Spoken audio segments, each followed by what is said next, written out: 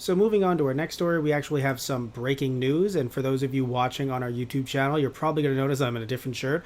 That's not the reason why. I actually have to record the rest of this episode separately from the first half. So we're going to have a fun little switch on later on in a later story. If you're listening to this, by the way, through our Podbean, this means nothing to you. But thank you for listening there either way. So we are talking about the fact that Shout Factory is actually going to be streaming Ultraman. So this is odd.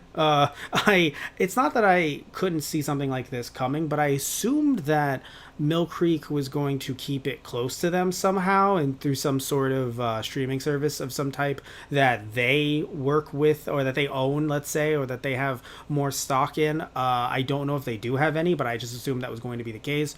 Or more shows were going to go to something like Crunchyroll.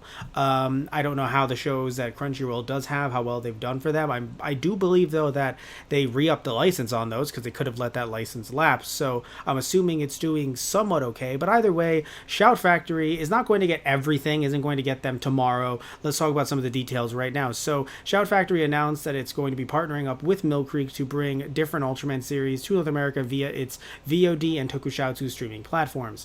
Does that mean that this might end up showing up on something like Tubi TV? Perhaps, but let's not jump the gun just yet. So according to this article here that will be linked in the description box down below, the deal will be running multiple years and feature more than 1,000 episodes of Ultraman as well as 20 movies. So some of the shows that will be included that they announced right off the bat are shows like Ultraman, Ultraman 7, or Ultra 7 rather. I always get that wrong and I hate it. Ultraman Gaia, Ultraman Mebius, Ultraman Orb, and Ultraman Geed. So the press release specifically reads, so let's read from that right now.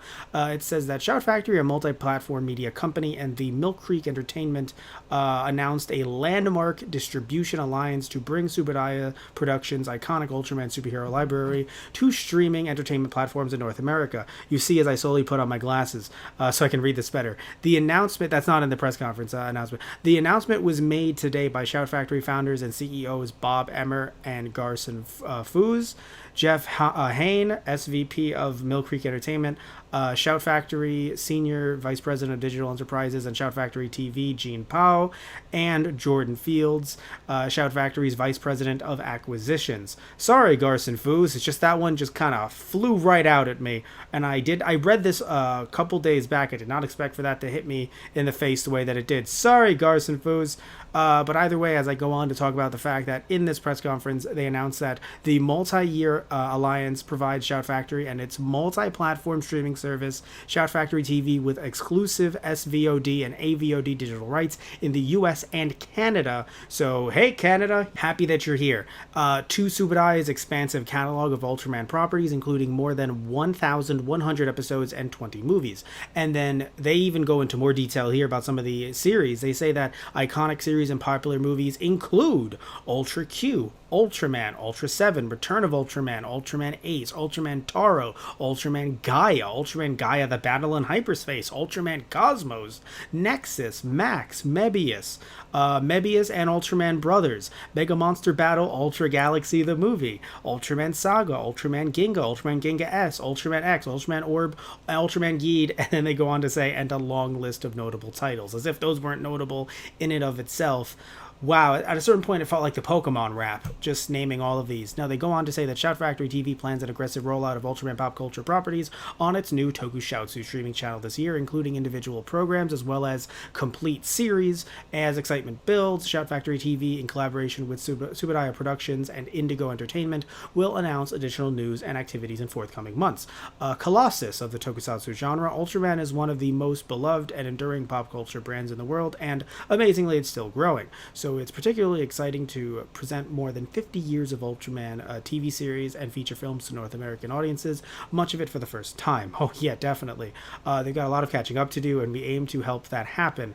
This is stated by Jordan Fields, again, the Vice President of Acquisitions at Shout Factory.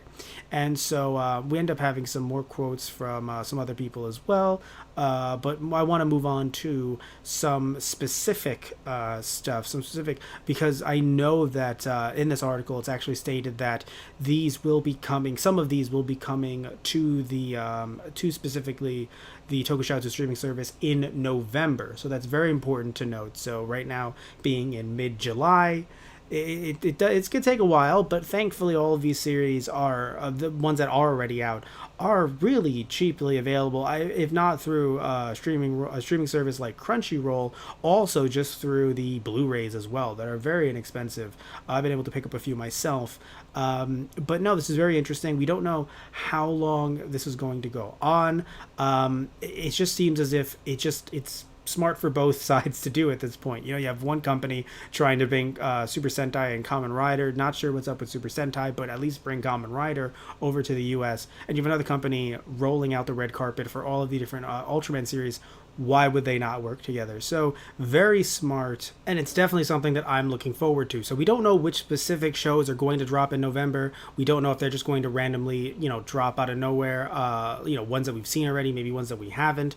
I'm not too sure if... So it says Tokushoutsu, so that means that Tokushoutsu specifically, we've talked about this before, but it's their channel on Pluto TV. So I'm assuming that does mean, though, there will be an on-demand component to it, because Pluto is live television. Even though it's internet television, it's live television.